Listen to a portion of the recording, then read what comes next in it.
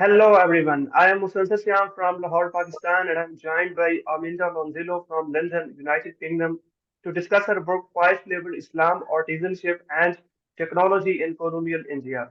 Dr. Aminda Lonzillo holds a PhD from Indiana University and she is a lecturer in South Asian history at Colonial University, London. Thank you so much, Dr. Aminda Lonzillo, for joining me. Thank you so much for having me. Okay, my first question to you is what inspired you to write Pious Labor and what motivated you to focus on the experiences of Muslim artisans of colonial era northern India? Yeah, so as far as the question of why I study South Asian history, the short story is that I'm from the US, but I finished high school in India. And really, from the moment I stepped foot in a South Asian history class as a teenager, I was kind of hooked. I realized this is what I wanted to do with my life. And in undergraduate, I started studying Persian and Urdu and Islamic history. And I spent some time living in Lucknow, where I first encountered archival and library collections of old lithographed books. So this project really came out of my doctoral archival research. I was initially interested in the relationship between scribes and print, particularly how scribes made the transition to lithographic printing presses with the rise of print in languages like Urdu and Persian. But as I started looking for print manuals that scribes might have engaged with in that period, I noticed a whole range of other trade manuals and community histories, mostly written in Urdu, often held in small public libraries and regional collections that describe trades ranging from carpentry to tailoring to stonemasonry. And so I realized that there was a whole story of artisan negotiation, of industrial change that was often framed in sort of a Muslim idiom or as part of an Islamic history. And so I decided that that was what I wanted to focus on. I should also say, like, this project, it came out of my PhD dissertation, but there I was more focused on networks of patronage and sort of who patronized these different artisan communities. But I realized that through the materials I had, I could really tell the stories of artisans themselves, at least part of their stories. And I think that artisan narratives are often lost in the focus either on colonial industrial change or on what elite Muslims and intellectuals made of new technologies and sciences. And so this book is my attempt partially to reorient those stories and really put artisans and craft workers at the center. Okay, can you provide us some specific examples of how, Islamic religious beliefs impacted or influenced the uh, craftsmanship and technological practices of individuals involved in it? Sure, absolutely. So here, I think I'd like to start with the verses that open my book, and I'll read them in Urdu. And I apologize to your audience that I have an American accent, but दिहे वो कुदरत खुदाए पाक ने हदाद को कर दिया है मुम जिसने फितरत फुलाद को तूने ये रुतबा बढ़ाया थीगे जौहरदार का आज लोहा मानते हैं सब तेरे तलवार का तेरे दनाए सारे कारखानों का मदार तेरे आगे सर झुकाए रहता है सरमायादार. So I translate that as the pure Lord gave such power to the blacksmith to turn to wax what was iron by nature. You have raised the status of the jeweled blade. Now all acknowledge the metal of your sword. All workshops depend on your wisdom. The capitalist keeps his head bowed before you. And these verses were written by a blacksmith in the North Indian city of Rampur in the mid-20th century. So after my primary period of study. But I use them to open the book because they reflect a Muslim religious claim on craft and artisanal knowledge given to the blacksmith by God, this idea that craft workers and artisans have pious skills and knowledge that can put a capitalist or the possessor of wealth to shame. And I think in the late 19th and early 20th century, as you have the introduction of new industrial technologies and new expectations of work in the context of the colonial economy, some Muslim artisans adapted these narratives to make specific claims on new technologies. This isn't really about what technologies are permitted or not, which is what a lot of histories of colonial technology and Islam have focused on. Instead, it's about how artisans are trying to assert and promote their economic and social positions by noting a particular Islamic tradition or past for technologies that might seem foreign. So, for instance, among some communities of metalworkers, you have the circulation of claims on electroplating. which really draw on a language of kimia and Islamic traditions of alchemy, basically arguing that electroplaters have become the new alchemists and they deserve status and respect, that their physical prowess is what makes them deserving of Muslim social standing and this connection to the past of kimia. But they're also engaging with these practices of tracing metalworking knowledge back to the Prophet Dawood, for instance, or engaging with local saintly traditions and Sufi shrines. And then the final part of this is that you have the growth of labor activism, including, but not only unionism in the early 20th century, and blacksmiths and other metalworkers look to some of these Muslim narratives to argue that they're particularly deserving of more pay or of better conditions. So for instance, I look at an organization of Muslim blacksmiths in early 20th century Lahore, the Anjuman-e Muslihe Qawmi Ahangaran, and essentially groups like this begin to argue that their work is deserving of dignity within the colonial economy because it's Islamic work or because it's connected to a pious Muslim past. Okay, can you mention some specific trades and technologies Muslim artisans were involved in, and how they asserted their identities through these trades during that particular time period? Yes, absolutely. So an idea that I center in the book is that which traditions were claimed and how people used them really differed based on trade. It differed also based on local and regional histories, on the specific industrial and technological pressures that were faced by workers. And so I think a really clear example is the case of tailors, who in the early 20th century, they begin circulating these short printed books that typically claim a community history going back to the Prophet Idris. And so this narrative and the sort of prophetic genealogy had circulated among tailoring communities for centuries. But in the early 20th century, you have these new forms of training for tailors and seamstresses that are associated with the colonial state and also with Indian charitable organizations. So pre-existing communities of Darzis begin to turn to increasingly accessible lithographic print to argue that no, these colonial schools or these charitable schools, they don't teach true tailoring. They teach you how to sew, but they don't teach you how to sew as a pious Muslim in the way that had been revealed by God with Idris.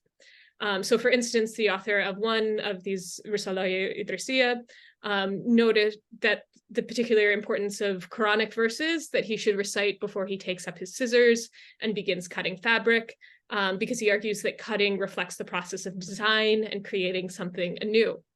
So he says, like, when you take up your scissors, you should recite, "Indeed, it is your Lord who is powerful, exalted in might." And when you begin to cut, you should recite, "Did I not make a covenant with you, O children of Adam, that you should not worship Satan, for indeed he is your clear enemy." So it's not just that you have to say these things, though, which of course you could learn from books, but that you have to perfect inner and outer purity before you begin cutting or sewing.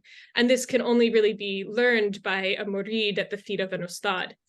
So the author of this book, Khwaja Muhammad, he completely rejects the idea that you can learn to be a pious Muslim tailor in a colonial school or even in a charitable school run by elite Muslims if they don't have knowledge of the pious work of tailoring and of its sort of pious history.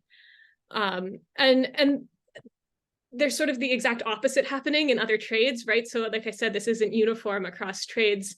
I tell a story about lithographic scribes, where you actually have a concerted broadening by some of the workers themselves of the category of scribe, and an effort to make the Muslim past of scribal work accessible for people who didn't train in an Ustad Murid lineage, but instead learned within the presses, right? And so you have the writing of texts that are supposed to make the pious knowledge of scribal work more accessible to a broader audience who maybe don't have access to an ustad. So that's why I say that it sort of differs really radically across trades. Okay, what were some of the challenges and changes that Muslims artisans faced in response to rapid industrialization and emerging technologies in northern India during the late 19th and early 20th century? Sure. So there's a big range.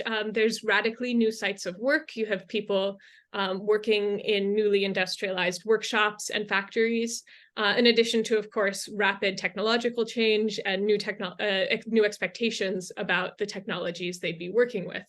So another aim of the book is really to break down the traditional divide between categories of craft or artisanship and those of industry and industrial labor. I show that artisans were basically switching into more industrialized factories, but they were bringing their traditions of work with them. So for instance, I have a chapter that looks at boiler making knowledge, especially among artisans who worked for the colonial railways. And we don't usually think of boiler making or boiler repair as craft, but that's exactly how master artisans who started working in the railways were framing it. They were framing it as an extension of blacksmithing sort of craft knowledge. And here, I think the category of karigar is really important. This idea that karigars have particular types of knowledge and authority that can and should be adapted even within the colonial railway workshop. But the challenge is, how do you do that? How do you take someone's pious, embodied knowledge of their trade and apply it to new materials, especially in a context where they now often have forms of colonial state supervision or are working under members of the Indian middle class who have training in colonial engineering schools. And I think there's an effort on the part, particularly of very successful artisans who do make this transition to like railway boiler making, to argue that there's this divine power, a phase that imbues the work of karigars, and that they can adapt that to boiler making. And in doing so, they'll be able to assert authority within the new trade. So partially it's about a loss of artisanal authority in this period. You have the rise, I said, of these colonial engineering schools, these new middle-class cadres who are coming in and supervising artisans.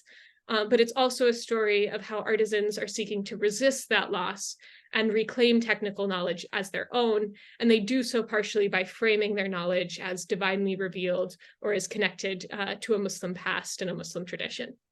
Okay, how did the colonial marginalization actually of Muslim artisans during the period connect to their exclusion from scholarly analysis of South Asian Muslims' histories?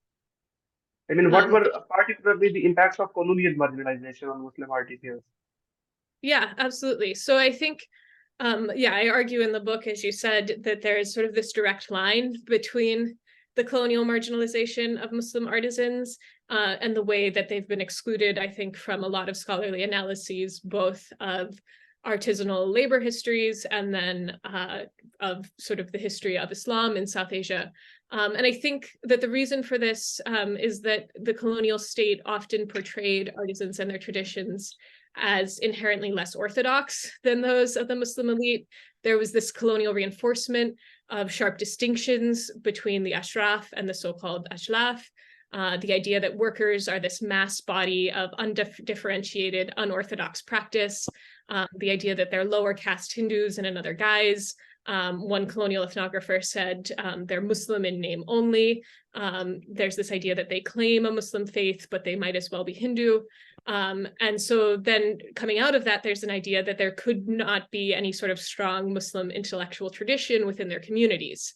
And conversely, there's also this idea within the colonial state that really persists, I think, in some scholarship, that because many artisans are illiterate or semi-literate, they don't engage with text, right? And so if they had intellectual traditions, if we admit that they might have had sort of Muslim intellectual traditions, those traditions are unknowable through archival research because they didn't circulate in text.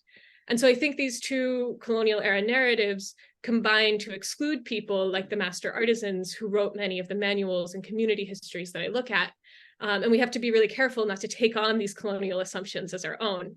Part of what I'm trying to do is argue that there are alternative Muslim intellectual traditions that haven't been recognized such by the colonial state or by elite Muslims, but which circulated among laboring Muslim audiences. And in the late 19th and 20th centuries, you have this sort of perfect period to investigate this because you have people, even with limited literacy, engaging with texts and books in new ways. So I mentioned the text written by Khwaja Muhammad, the Risala-i Idrisiya. He says at the end of the text, this book is meant to bring blessings to anyone who reads it or hears it read aloud, right? So he's aware that not everybody who should engage with this book can read, but he's printing it because he thinks it'll circulate in ways that will be read aloud in the workshop or memorized by people. Other texts are written sort of completely in verse, and so you have this possibility that people were memorizing them. And so I think that this is a way to think about how artisans were trying to understand and circulate information about new technologies and about their social positionality, about their religious practices. Okay, my last question is, your book is primarily organized by trade rather than chronology. Why did you choose this approach and how it benefits to the understanding of artisan Islam?